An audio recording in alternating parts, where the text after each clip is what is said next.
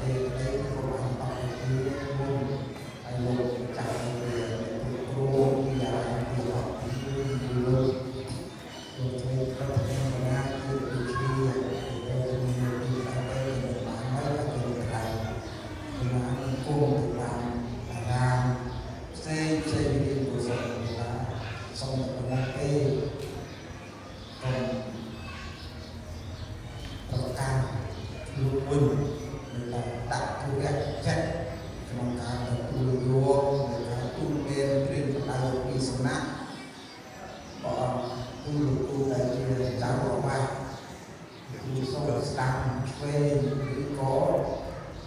để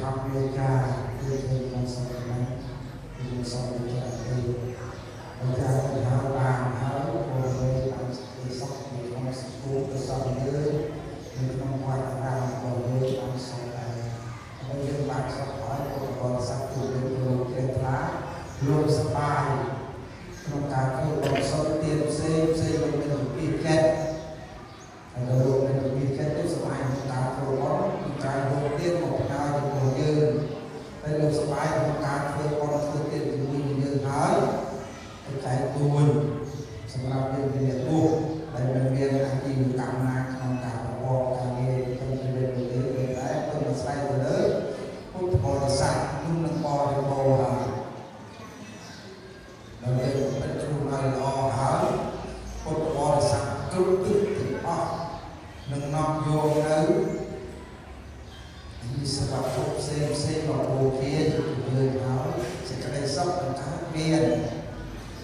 bỏ lỡ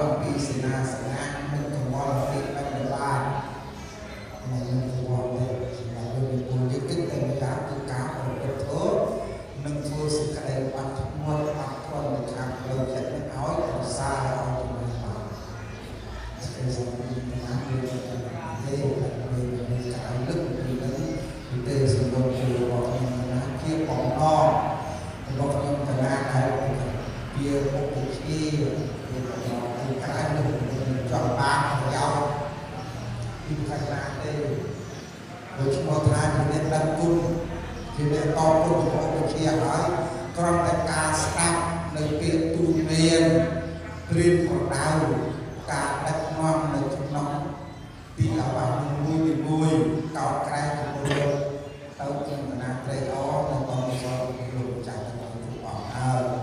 ខ្ញុំកណាសប្បាយចិត្តហើយខ្ញុំទៅកណាទៅជួយយកហើយអង្គើទាំងឡាយនេះឯងដែលចេះមកថាជាអ្នកដែលខកគុំពីលោកវិជាមានវិបាកដាក់ប្រាក់យកបទអីទៅប្រកេនកណានៅលោកវិជាបានរបស់ពិតទៅតាមធម៌ទៅតាមវិន័យដែលព្រះសម្មាសម្ពុទ្ធទ្រង់ទីប្រាប់បបាយមកឲ្យនេះរស់នៅជាសុខកណាសប្បាយហើយយើងឈ្មោះថាជាអ្នកបានតបគុំពីលោកវិជាហើយសូមទៅប្រណាំទៅណាសូមត្រេកអរអនុមោទនារួមជាមួយនឹងអង្គរបស់សម្មាសម្ពុទ្ធហើយទៅតាមបំណងរបស់លោកអាចារ្យហើយនឹងអង្គជាយើងចតុការថានៅគ្រូឆ្លងហើយទៅខាងក្រៅក៏លោកអាចារ្យចាត់ចែងដាក់បាតឬក៏វេនៅចំណាននោះស្រេចណាចឹងទៅសល់ចាត់ហើយទៅណាពីឆ្លងទៅទៅតាមជាស្រេចទៅចាំរួចទៅចាំទៅយកទៅចាំ